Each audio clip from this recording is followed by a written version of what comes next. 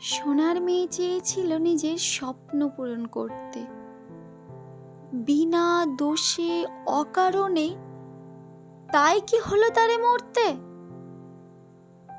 সরলতা, সরলতাই হয়তো ছিল বড় দোষ তার। তাই বুঝি সে হলো এই নির্মতার শিকার। পশুরা সব ঘুরে বেড়াচ্ছে দিব্যি খোশ মেজাজে, পশুরা সব ঘুরে বেড়াচ্ছে দিব্যি খোশ মেজাজে। মেয়ের বাবার কষ্টটা, মেয়ের বাবার কষ্টটা কে এখানে বোঝে?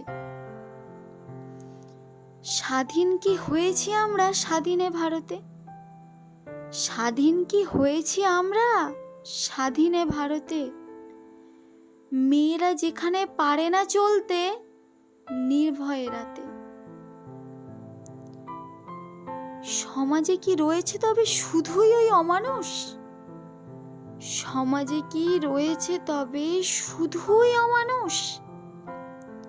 জানি না, জানি না কবে ফিরবে এই সমাজের হুঁশ।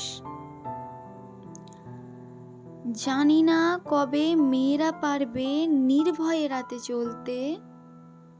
ভীষণ লজ্জা করে, ভীষণ লজ্জা করে নিজেকে স্বাধীন বলতে।